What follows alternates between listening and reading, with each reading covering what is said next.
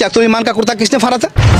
अरे मुसब्बिर साहब, कोई विधायक को जो बोला कोई औकात नहीं है। आप एक विधायक का नाम लीजिए भाई जिससे परेशानी है आपको। किसी विधायक का औकात नहीं है। 243 विधायक है हमारे बिहार के अंदर, किसी का कोई औकात नहीं है। एमआईएम पार्टी में गालीबाजों के लिए कोई जगह नहीं है। लेकिन नाम तो एमआईएम पार्टी का ले रहा है ना, बात ये भी है। जब एक आदमी का नाम लेकर के नजुल गाली देता है तो इतना बुरा लगता है आपको। मैं भी एमआईएम का कार्य करता हूँ। इस पंचायत के अंदर 2800 लोगों ने एमआईएम को वोट दिया है। ये कौन सा शब्द इस्तेमाल करे प्रोफेसर साहब? मीम पार्टी, जुम्मनो, मियाँ मुल्लों की पार्टी 2 साल में खत्म हो जाएगी। अरे 1 दिन में खत्म हो जाएगी। आपसे परमिशन लेके खत्म होगी एमआईएम की पार्टी। बताइए, कोई बोल सकता है कि एमआईएम के लोगों ने किसी बदतमीज किया है? उन्होंने गालियां दी एक मुसब्बिर साहब को जो प्रोफेसर रह चुके हैं, उनको गालियां दी, तो आप इंतजार करेंगे कोई लीडर जो रोड पर आएगा, कोई धरना प्रदर्शन करेगा, तब जाकर के हम उनके ऊपर एफआईआर करेंगे। उससे पहले क्यों नहीं करते भाई आप? जिला पार्षद नाशिद नादिर भाई है, उन्होंने कहा गालीबाजों के खिलाफ जो है धरना प्रदर्शन करेंगे। कर लिया धरना प्रदर्शन। आप वशीकुर रहमान के साथ धरना प्रदर्शन कीजिए। अख्तर ईमान साहब के पिताजी को आप लेके आ रहे हैं इलेक्शन में, क्यों लेके आ रहे हैं भाई उनको? भाई बहुजान जो है वो मस्जिद में क्या बोलते हैं, ये इमामत करते थे, मस्जिद का पैसा खा लिया। ये किस तरह का शब्द है भाई? 5 सीट है हमारे यहाँ। अरे उसमें से भी सारे कमियां और सारे नुकसान एमआईएम की पार्टी में है। सब एमआईएम की पार्टी में, और किसी में कुछ नजर नहीं आता है। वशीकुर रहमान कैसे बोले कि ये बेशियाओं की पार्टी है? बेशियाओं की तरह पेश आते हैं ये लोग। उन्होंने तो माफी मांगा है। वो सोशल मीडिया में माफी मांगे, उनको माफी नहीं मिलना चाहिए। ये सोशल मीडिया में आके माफी मांगे, इनको माफी मिलना चाहिए। क्यों मिलना चाहिए भाई इनको? भाई वो जाहिल है, आप पढ़े लिखे हैं।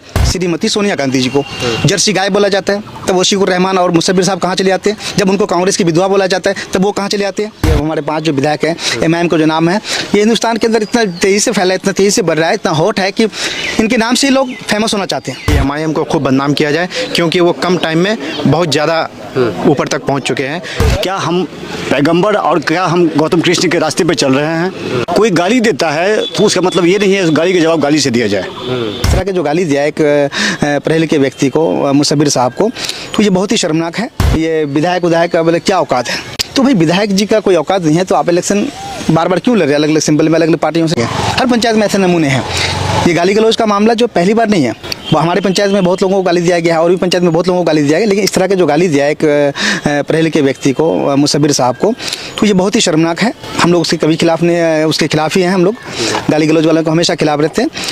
लेकिन मामला यह है कि जब गाली गलौज अगर मुसब्बिर साहब को करता है तो सभी लोग जो है सामने आ जाते हैं और उनका विरोध करना शुरू कर देते हैं। बहुत अच्छी बात है, उन्होंने माफ़ी भी मांगा कि भाई मुझसे गलती हो गई थी और मैंने जाने अनजाने में मैंने बहुत सारे जो गलत शब्दों का इस्तेमाल कर दिया, हमको नहीं करना चाहिए।